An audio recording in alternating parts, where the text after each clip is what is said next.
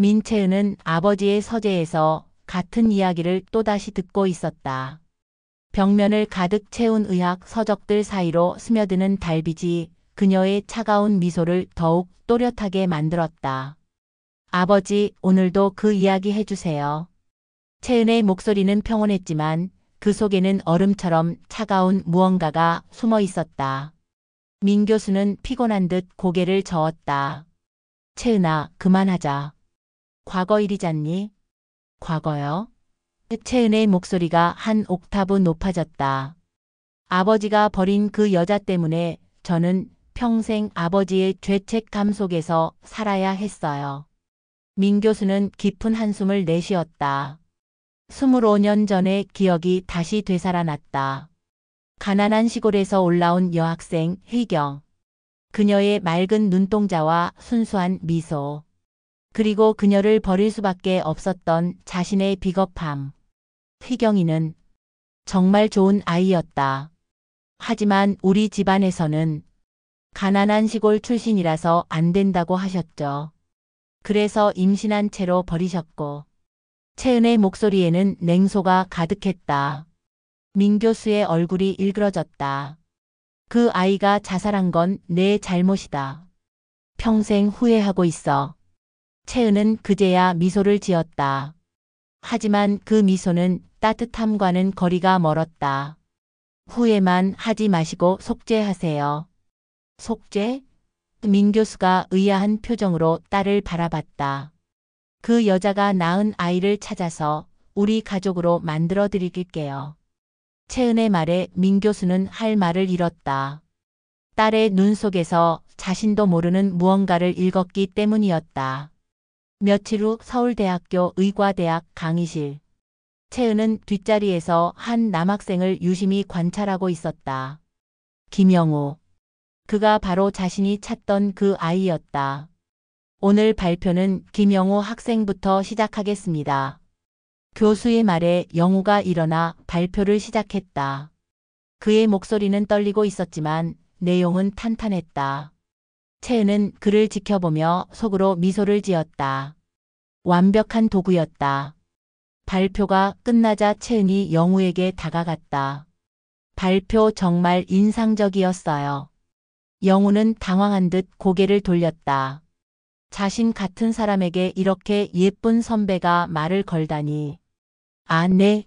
감사합니다. 민채은이에요. 1년 선배죠. 커피 한 잔 어때요? 영우의 눈이 커졌다. 저 같은 사람이요? 채은은 의미심장한 미소를 지었다. 김영우 씨는 자신을 과소평가하시는군요. 조용한 카페에서 두 사람이 마주 앉았다. 채은은 자연스럽게 대화를 이끌어갔다. 어디 출신이세요? 영우는 잠시 주저했다. 그냥 시골이에요. 부모님은 뭘 하세요? 국수. 장사를 하십니다. 영우의 목소리가 작아졌다. 채은은 따뜻한 미소를 지었다. 하지만 그 미소 뒤에는 차가운 계산이 숨어 있었다. 대단하시네요. 이렇게 어려운 환경에서 의대까지 오시다니. 영우의 얼굴이 순간 굳어졌다. 어려운 환경이라니. 부모님을 무시하시는 건가요? 채은은 당황한 척했다. 아니에요. 오히려 존경한다는 뜻이에요. 전 부모님 덕분에 여기까지 왔지만 영우 씨는 정말 자수성 가형이잖아요. 영우의 표정이 누그러졌다. 아, 죄송해요. 너무 예민하게 반응했네요. 채은은 속으로 미소를 지었다. 그의 콤플렉스를 정확히 파악했다. 이해해요. 저도 가끔 그런 시선들이 부담스러워요. 그날 밤 영우는 좁고 낡은 원룸에서 공부하고 있었다. 핸드폰이 울렸다. 영우야, 엄마야. 밥은 먹었니? 희숙의 따뜻한 목소리가 들려왔지만 영우의 목소리는 차가웠다. 네, 먹었어요. 몸조리 잘하고 무리하지 마라. 돈 필요하면 언제든지 말하고. 알았다고 하지 않았어요. 바빠요. 영우는 짜증을 내며 전화를 끊었다. 그 순간 채은에게서 문자가 왔다. 오늘 즐거웠어요. 내일 점심 어때요? 영우는 처음으로 진짜 미소를 지으며 답장을 보냈다. 다음 날 고급 레스토랑에서 영우는 불편해하며 앉아 있었다. 여기 너무 비싼 것 같은데요. 채은은 자연스럽게 웃었다. 괜찮아요. 제가 낼게요. 그럼 안 되죠. 제가. 채은이 그의 손을 잡았다. 영우 씨, 돈 때문에 위축되지 마세요. 중요한 건 마음이잖아요. 영우는 감동했다.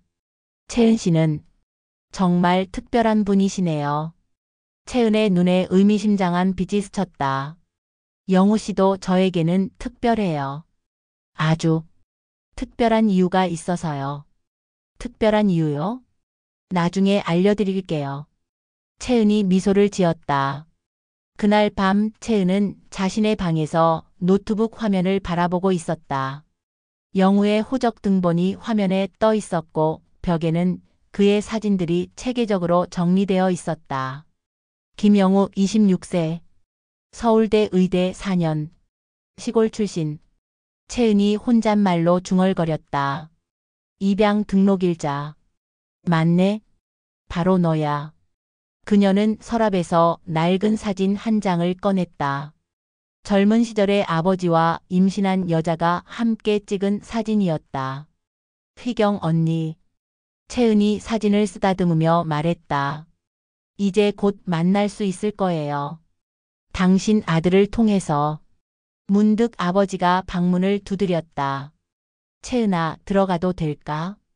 채은은 재빨리 자료들을 숨기고 문을 열었다.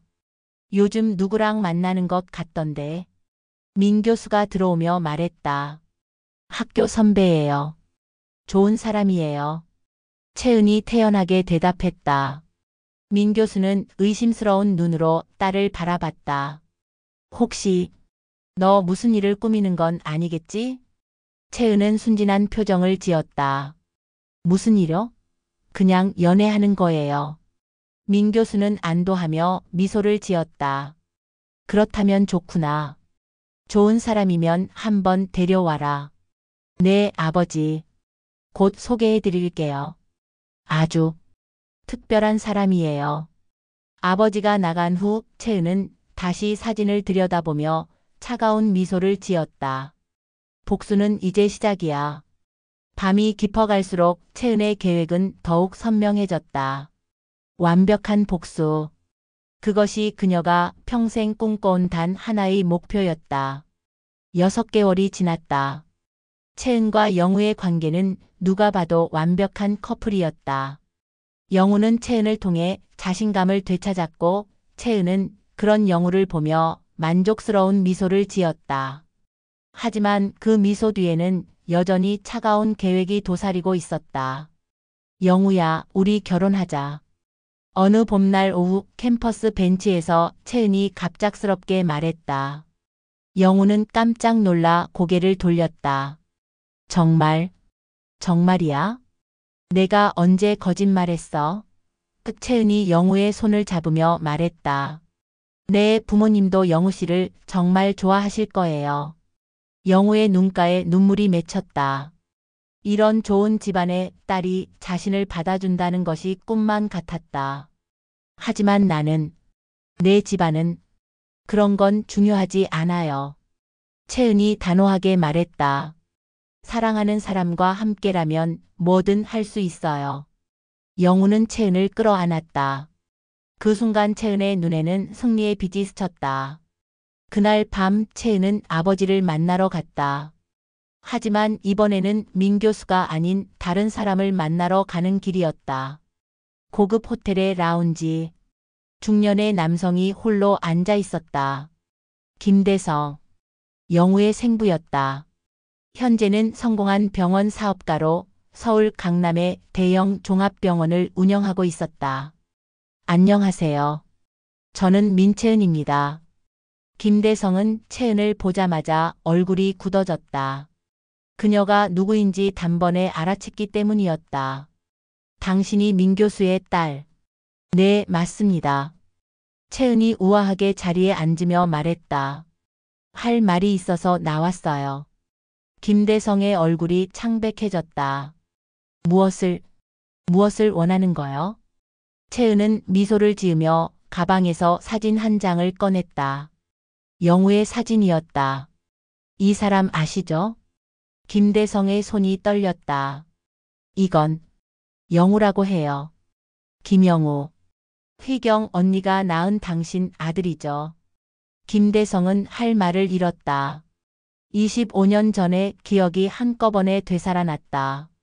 휘경의 마지막 모습, 그리고 자신이 저질러버린 돌이킬 수 없는 일들. 당신은 도대체 무엇을 원하는 거요? 채은의 눈빛이 차갑게 변했다. 간단해요. 영우와 저를 위해 당신의 병원을 물려주세요. 무슨 소리를? 그리고 영우의 양부모를 제거해 주세요. 김대성이 충격을 받아 벌떡 일어났다. 당신 미쳤소? 채은은 태연하게 차를 마시며 계속했다. 그들이 있는 한, 영우는 절대 당신을 진짜 아버지로 받아들이지 않을 거예요. 영우는 지금도 양어머니를 부끄러워하고 있어요. 하지만 완전히 정리되지 않으면 항상 걸림돌이 될 거예요. 나는 그런 일에 관여할 수 없어. 할 수 있어요. 채은이 또 다른 사진을 꺼냈다. 김대성이 젊은 여성과 함께 있는 사진이었다. 당신의 부인이 이걸 본다면 어떨까요? 아, 그리고 당신이 운영하는 병원에서의 불법적인 일들도 많이 알고 있어요. 김대성의 얼굴이 새하얗게 변했다. 당신들을 위해 완벽한 계획을 짜놨어요. 채은이 계속 말했다. 일본으로 여행을 가는 거예요. 그곳에서 사고가 날 거고요. 당신은 악마야. 아니에요.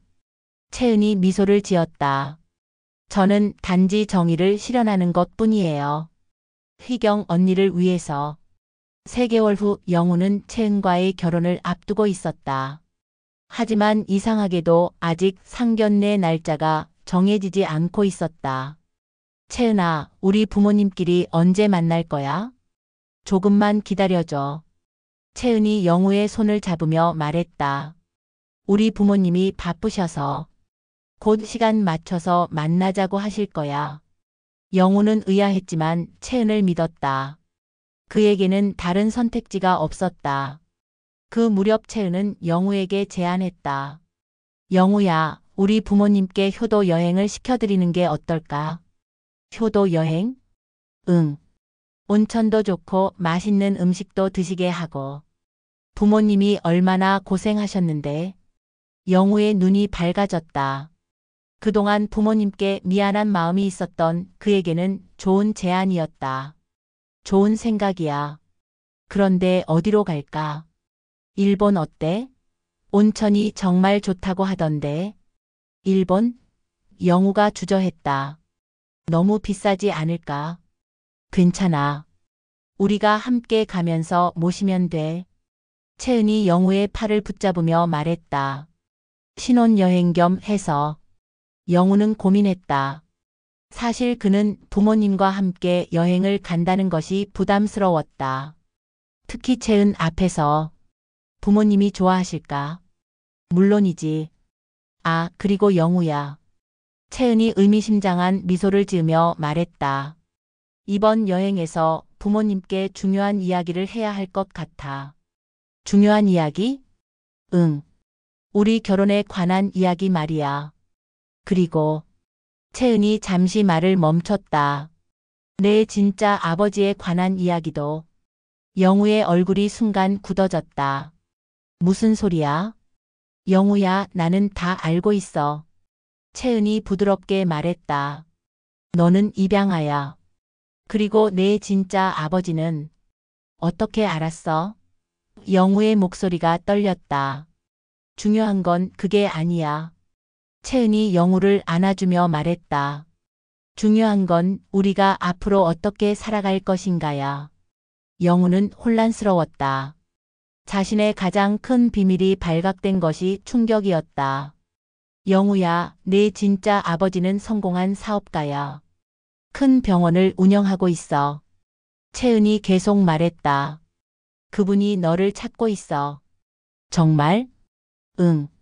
그런데 내 양부모님이 반대할 것 같아서 조심스러워하고 계시는 거야.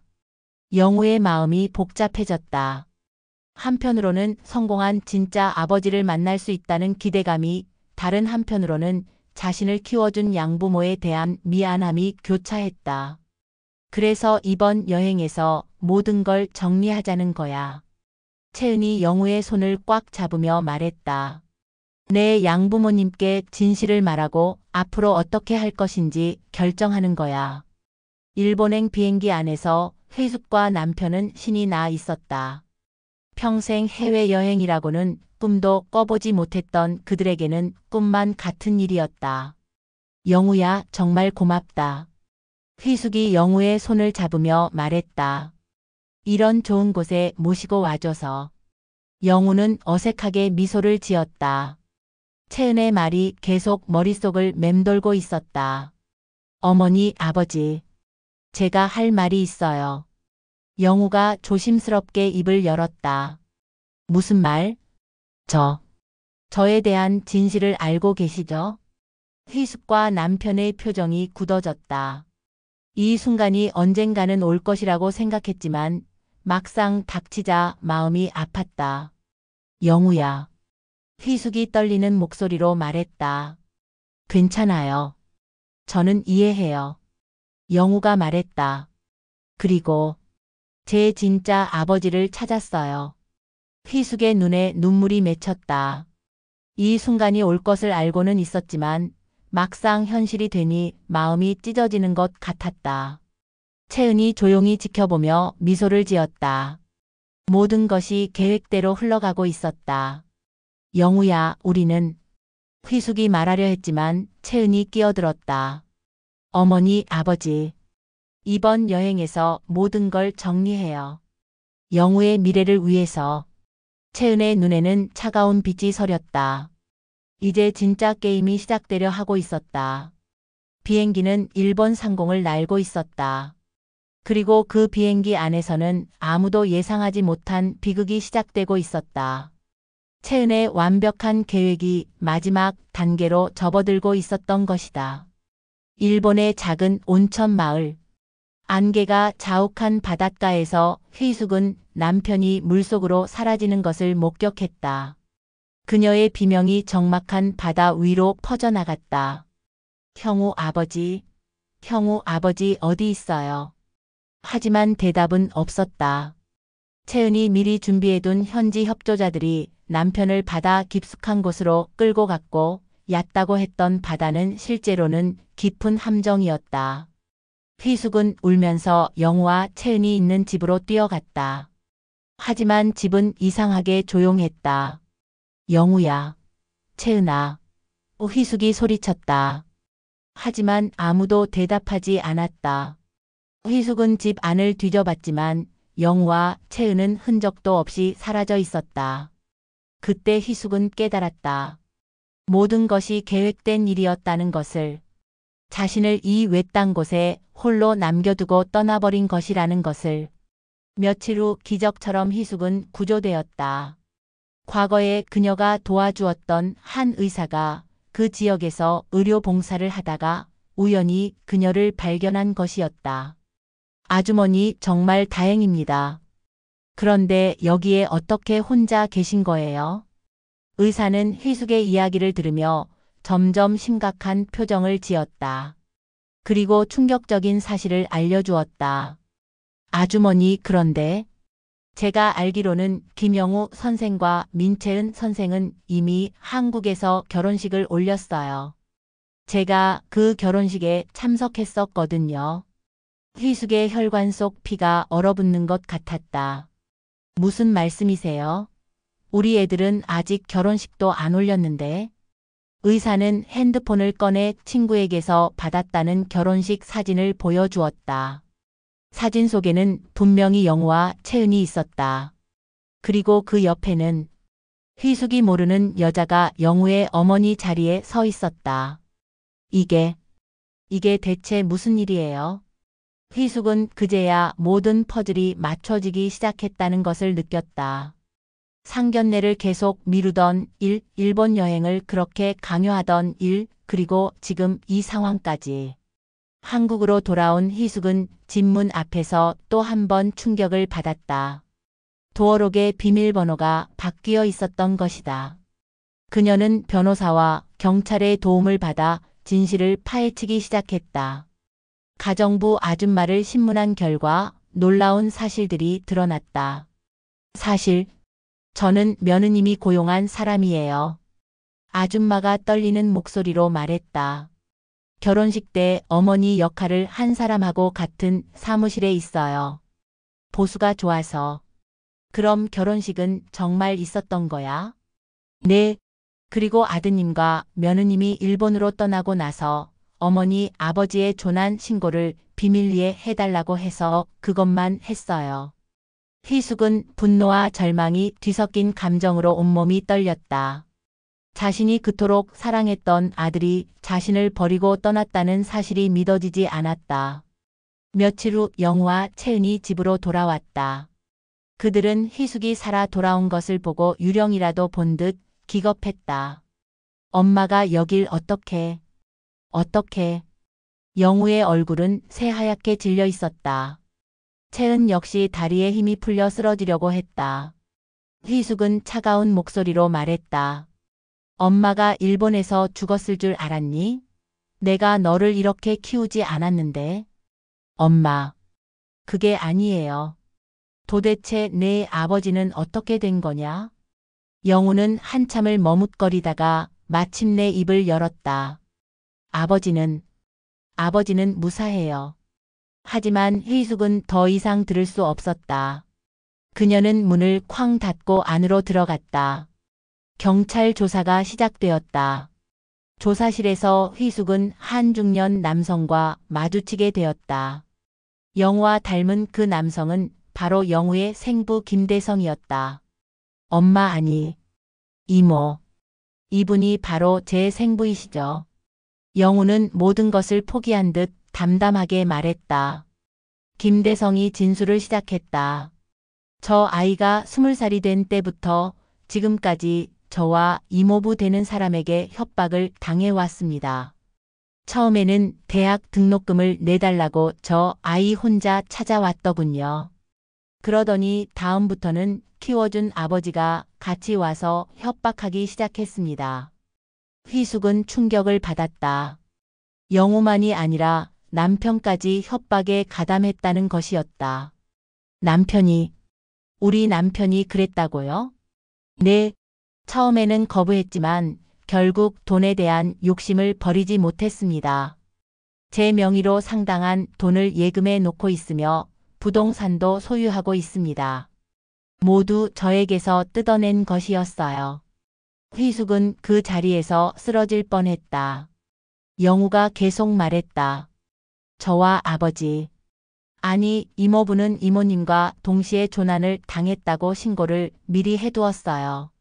시간이 지나 법적으로 이모님이 완전히 죽은 것으로 처리되면 이모부가 나타나서 공동명의 재산을 나누어 갖기로 했었습니다. 희숙은 정말이지 죽고 싶을 만큼 큰 충격을 받았다. 채은도 마침내 자신의 정체를 드러냈다. 후회하지 않아요. 채은이 법정에서 당당하게 말했다. 희경 언니는 제 아버지 때문에 죽었어요. 그 대가를 치르는 건 당연하죠. 검사가 물었다. 그럼 피고인은 처음부터 복수를 목적으로 김영우 씨에게 접근한 것입니까? 그렇습니다. 채은의 목소리에는 미련이 없었다. 영우는 제 복수의 도구였을 뿐이에요. 그리고 완벽한 도구였죠. 자신이 이용당하고 있다는 것도 모르고. 법정에 앉아있던 희숙은 눈물을 흘렸다. 하지만 그 눈물은 슬픔보다는 안도감에서 나온 것이었다.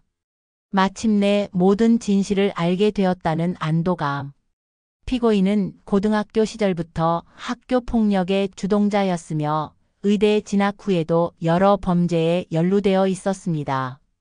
검사가 채은의 과거를 폭로했다. 하지만 아버지인 민 교수의 권력으로 모든 것을 은폐해왔습니다. 이번 사건 역시 자신의 아버지가 과거에 저질렀던 일에 대한 비틀린 복수심에서 비롯된 것입니다. 6개월 후, 희숙은 딸과 함께 작은 아파트에서 새로운 삶을 시작하고 있었다. 모든 것을 잃었지만 진실을 알게 된 것만으로도 다행이라고 생각했다. 엄마, 오늘 영우 면회 가실 거예요? 딸이 조심스럽게 물었다. 아니다. 희숙이 고개를 저었다. 더 이상은 안 가겠다. 희숙은 창밖을 바라보며 생각했다. 자신이 그토록 사랑했던 아들은 이미 존재하지 않았다는 것을. 그 자리에는 탐욕과 이기심에 사로잡힌 낯선 사람만이 남아 있었다. 영우는 감옥에서 모든 것을 잃고 나서야 깨달았다.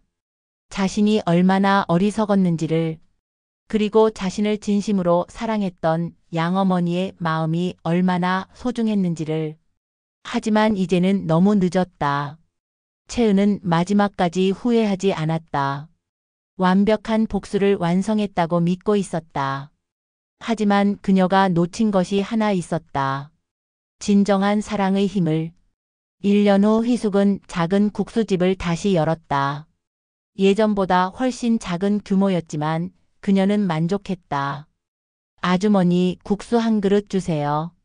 어느 날 허름한 차림의 젊은이가 들어왔다. 희숙은 그를 보자마자 과거의 기억이 떠올랐다. 예전에 자신이 도와주었던 많은 사람들 중 한 명과 비슷한 모습이었다. 얼마예요? 3,000원이야. 젊은이는 주머니를 뒤지더니 난처한 표정을 지었다. 죄송해요. 돈이 좀 부족해서. 희숙은 미소를 지으며 국수를 내어주었다. 괜찮아. 나중에 잘 되면 갚으면 돼. 젊은이는 감격해하며 국수를 먹었다. 그 모습을 보며 희숙은 생각했다. 진정한 행복은 복수에서 나오는 것이 아니라 누군가를 사랑하고 베푸는 마음에서 나온다는 것을. 채은은 완벽한 복수,